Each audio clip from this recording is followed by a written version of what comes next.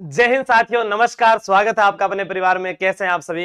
एक नई सुबह, एक नई उम्मीद, एक नई किरण के साथ आज एक और सूचना आप लोगों के लिए। वैसे मैंने टेलीग्राम आशु जी के ट्रिक पर ये डाल दी है और आप लोगों को पता भी होगा कि ये जो सूचना है पहले भी आ चुकी थी, लेकिन पहले बताया नहीं था। लेकिन हाँ, कुछ विद्यार्थी हैं जिनके मन में ये जिज्ञासा रहती है कि हमें इसके लिए प्रयास करना चाहिए या नहीं करना चाहिए। हाँ, अगर आप वाल्मीकि समाज से आते हैं या आप हेला समाज से आते हैं तो बिल्कुल आपको तो ये करना ही चाहिए। बाकी जो और रह गए उनको भी करना चाहिए, क्योंकि नौकरी कोई भी छोटी बड़ी नहीं होती है। कार्य हमें करना है, बेरोजगारी से अच्छा है। अगर आपको कई बार शंका होती है कि हाँ मैं सफाई करूंगा तो कैसा लगूंगा, हम घर में भी तो सफाई करते हैं, हम अपने परिवार के अंदर जहां जाते हैं, कोई भी सामूहिक उत्सव होता है वहां पर भी हमको सफाई का कार्य दिया जाता है। तो वैसे ही अपने ही क्षेत्र के अंदर सफाई का ही कार्य है। तो हम देखते हैं यहाँ पर हेरिटेज निगम जो है और ग्रेटर निगम जो है वहां पर कितने जो है पद लिए जाएंगे इस बार, या इस भर्ती में हम किस प्रकार से शामिल हो सकते हैं, क्या इसकी आयु रहने वाली है। तो 18 से 40 वर्ग जो है वो इसके अंदर आवेदन कर सकता है और उसकी आयु की गणना जो है वो 1 जनवरी 2024 तक की जाएगी। कब तक की जाएगी?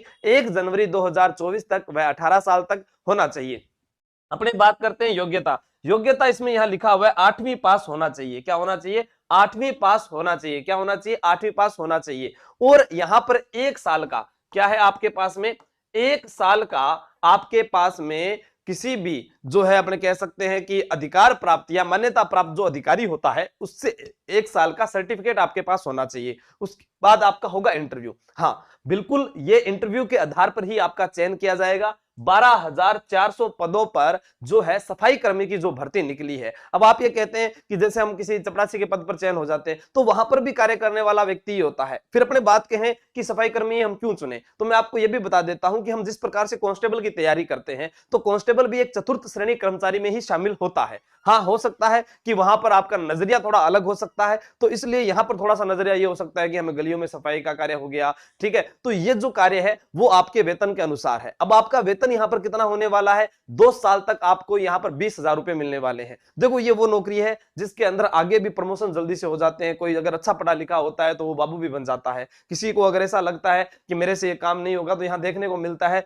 कि कई बार कोई व्यक्ति जो है यहां कर्मचारी तो लग जाता है, लेकिन वो अपने स्थान पर किसी और को 5-10 हजार रुपए लेकर वहां पर कहता है भी तू यहां पर काम कर ले, तो भी उसको 10,000 रुपए बच जाते हैं। फिर होते हैं 2 साल पूरे, और जैसे ही 2 साल पूरे होते हैं वैसे ही सैलरी जो है वो 28,000 हो जाती है। 7वें वेतनमान के अनुसार जो है यहाँ सफाई कर्मियों को जो है वेतन मिलता है। और उसके बाद हम यहाँ पर देखते हैं कि उसके अंदर धीरे धीरे इंक्रीमेंट लगता जाता है और धीरे धीरे उसकी सैलरी बढ़ जाती है। तो अभी आप देख लीजिए भी, किसी आप दुकान पर जाकर काम करते हैं पूरे दिन मजदूरी की तरह, तो वहां 10,000 रुपए मिलते हैं और यहाँ पर आपको नौकरी लगती है 20,000 रुपए मिलेंगे। उसके बाद में ये धीरे धीरे बढ़ते हुए आगे चले जाएंगे। उसके बाद यहाँ पर आप सरकारी हैं, वहां पर आप प्राइवेट हैं। अगर आपसे कोई भी अच्छा व्यक्ति मिलता है तो दुकानदार आपको निकाल सकता है। प्रत्येक प्राइवेट संस्था का यही होता है कि जब भी आपसे कोई अच्छा आया उस दिन आपको रिमूव कर दिया जाएगा, चाहे आप कितने ही उनके लिए कार्य कर चुके हो। बहुत कम लोग होते हैं जो आपको जीवन भर वहीं पर रखते हैं।